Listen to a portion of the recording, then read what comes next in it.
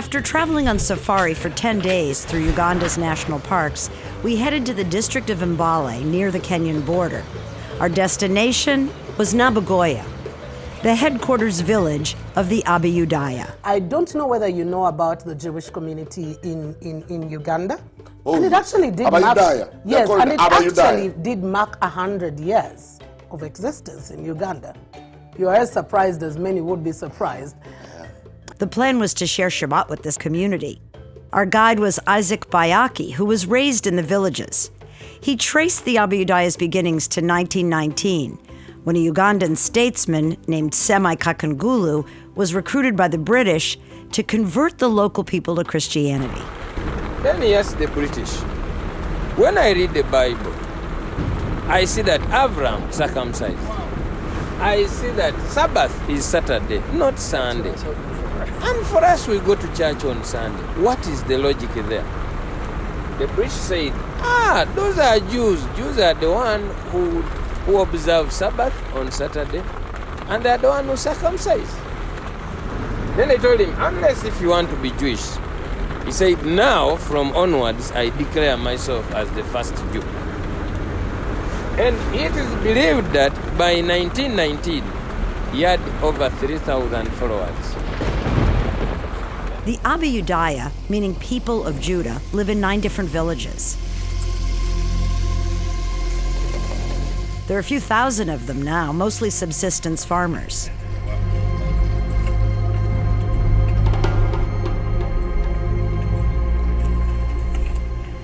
We had a meaningful conversation with Rabbi Gershom Sizomu, the 3rd-generation rabbi of the Abayudaya, and the first to be formally ordained. That's the synagogue? He began by recalling his childhood during the brutal era of Idi Amin. There was no soap to wash. There was no paraffin. There was nothing. There was no sugar. I grew up not knowing that they could make good meals. All we did was to bite raw fruits, mangoes. We lived closer to impossibility. In 1980, there was a famine. After Idi Amin was overthrown and the country was completely broken, there was death everywhere. There was insecurity everywhere. Robbers could come in broad daylight and take your things, actually. With guns, you could hear gunshots as early as 7 p.m. We grew up in fear, in poverty, hunger, all this. My aunt died in 1980 because of starvation. When Idi Amin outlawed the practice of Judaism, Gershom's community had to pray in secrecy. Prayer provided hope because our prayers were amazing, I will say. Because when we prayed for the overthrow of Idi Amin, it came along on Pesach. Amin was overthrown on Pesach. My grandfather and father and other people who were in the room were talking about the miracle of Pesach. And I could see, I could experience it, that we are talking about Pharaoh and freedom from Egypt, and it is happening right here before my eyes, that this man, Idi Amin, who had become a Pharaoh, is defeated. It was to me a crossing of the Red Sea, where it says that every Jew must see themselves as if they personally were slaves in Egypt and delivered. I saw that. And since my grandfather and my father were rabbis, I told them on my bar mitzvah that I would be a rabbi. And that is the beginning of my dreams. That music that is coming from the synagogue, they blast it out on Friday afternoons to let everybody know in the community that Shabbat is about to begin. In 2001, Rabbi Jeffrey Summit of Tufts University visited the Abayudaya to record their music. He produced a CD that was nominated for a Grammy Award.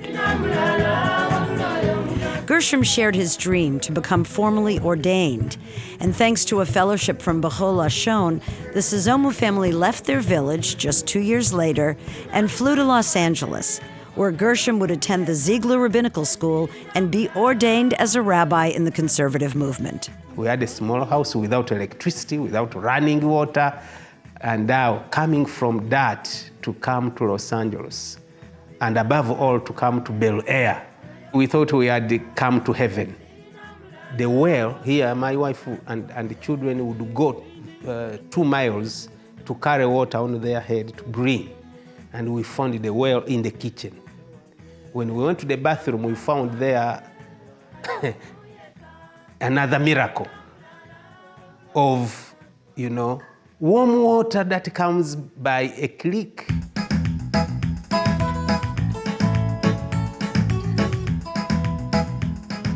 Since returning to Uganda, Rabbi Sizomu has grown his community in many ways, including teaching young people, both Ugandans and Kenyans, about Judaism. Tikkun Olam, which is mending the world, is one of the principles of Judaism. We don't want to be exclusively Jewish, and we don't want to benefit exclusively. So we thought that if there is any benefit that comes to us, it would be a good gesture to involve our non-Jewish neighbors.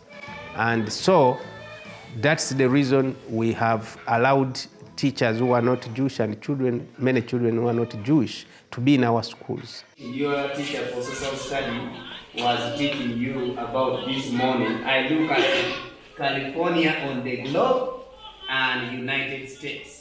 The Abayudaya started and continue to operate 2 thriving schools, Hadassah Primary and Semi-Kakangulu High School. And that has helped improve our image in society here, and we are seen as people who are sensitive to the needs of not only the Jewish community, but to the needs of the surrounding. And that gives us a leadership position. Isaac Bayaki guided us through the village and introduced us to Aaron Kintu Moses, director of Hadassah Day and Boarding Primary School, who also grew up in the Abayudaya community. We had almost the library.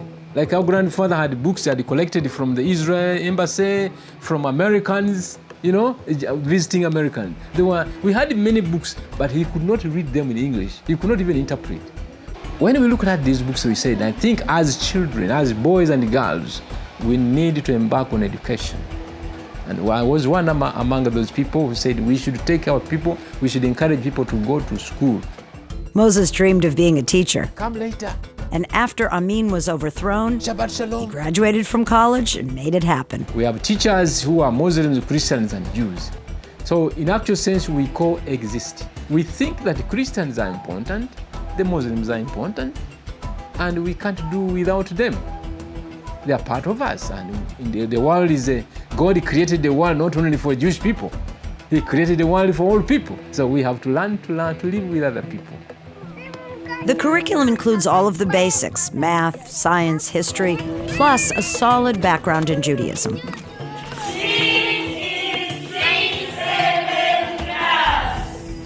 Hello, P7. My name is Joanne. It's so nice to meet you. We're visiting from the United States. Do you know anything about the United States? Yes. Have you heard of California? Yes. The students also learn about Christianity and Islam. The Christian-founded schools were set in Uganda to capture more people to become Christians. And that was the main center of conversion for Christianity, schools and hospitals. Our grandfathers did not want to continue taking children to school. They said, no, if we take them to school, the children will become Christian instead of becoming Jewish. So that was the reason why for many, many years, the Jewish people lagged behind in education. Moses Aaron credits the New York-based nonprofit organization Kulanu with helping to build and support the school since 1995. We are trying to teach them to live together peacefully. We are trying to provide them with a complete education. Next, we visited the Semi-Kakangulu High School, run by Seth Jonadav, who's Jewish, and Ahmed Wafidi, a Muslim. We could not go on the basis of Judaism alone. We needed to help the community around. That's why we had to admit as many people as Christians, Muslims together. Today, the high school is buzzing with activity, and children from all 3 religious backgrounds play, eat, and study together. But the biggest disadvantage they have is that many of them come with empty stomachs. They hardly have a meal. So we lose them in the afternoon. Another problem is attendance. That's because when girls get their periods, they stay home out of shame and a lack of supplies. If the monthly period, menstruation period goes for close to 2 weeks, that means 2 weeks she'll be absent. They don't have the materials to help them stay in school, to enhance their stay in school, because they can't afford a pack of pants. The staff of the school and Ugandan nonprofits are working hard to address this issue, educating the girls and creating washable, reusable pads. Seth and Ahmed work closely together to maintain and grow Semikakangulu as a school of interfaith cooperation. We started this school as a model school to send a message to the world out there that we are from the same Creator. What separates us is those religious values that we believe in. But nonetheless, we are the same people. In addition to taking pride in the success of the primary and secondary schools that his communities pioneered, Rabbi Gershom Suzomu is especially proud of the Tobin Medical Center, founded in 2010 with the help of the San Francisco-based nonprofit organization Be'chol Lashon.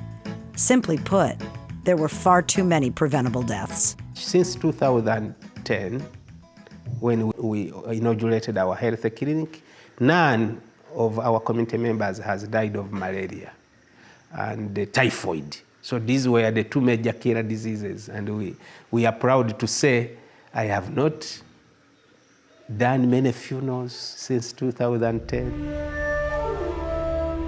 After winning a contentious court battle to prove his viability, Rabbi Gershom was elected to the Ugandan parliament in 2016.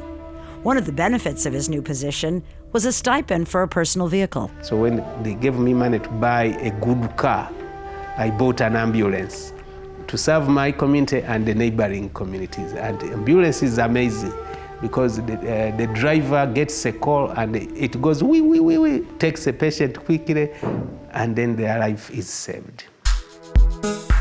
Are all of the problems solved? Absolutely not. The Abayudaya community relies on the generous support of people around the world who, through nonprofits like Be'chol Lashon, make generous donations. But what they do have is a charismatic visionary who recognizes the challenges and sees a promising future.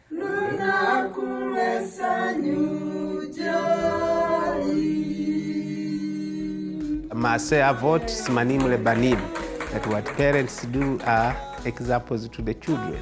So I want to use my position as a leader to inspire the next generation to know that they can do even better than me. And if they can do better than me, I am a member of parliament. To be better than me, you become a president.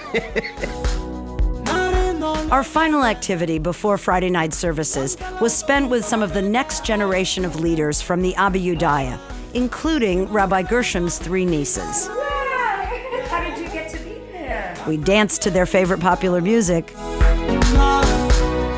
helped make challah, Make some challah! and worked in their simple outdoor kitchen.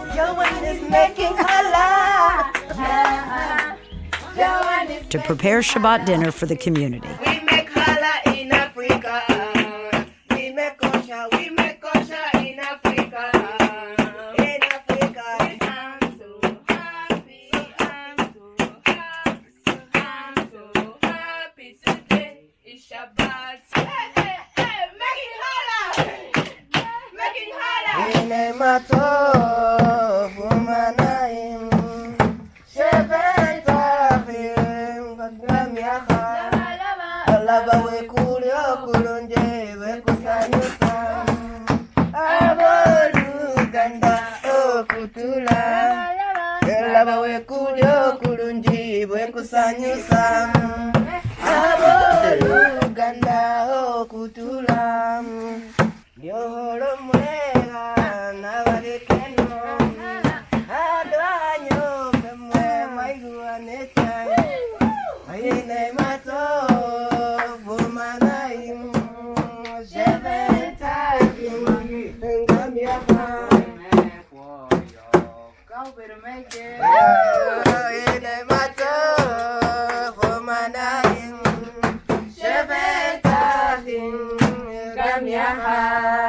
Beautiful. In different languages. Yeah. Swahili, Swahili was in there? Uganda, Yeah. Abash, and Kikuyu. In Kikuyu? Yeah. Kikuyu is Kenya. Yeah. There's a tribe in Kenya, yeah. It's my tribe. Ah, that's your tribe. Great.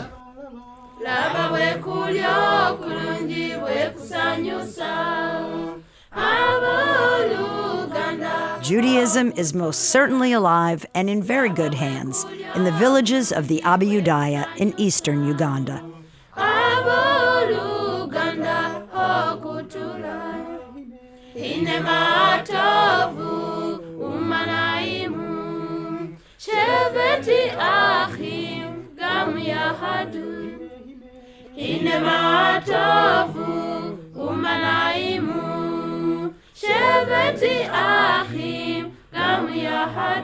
And congratulations to them. They're very faithful, and they are too proud of their faith.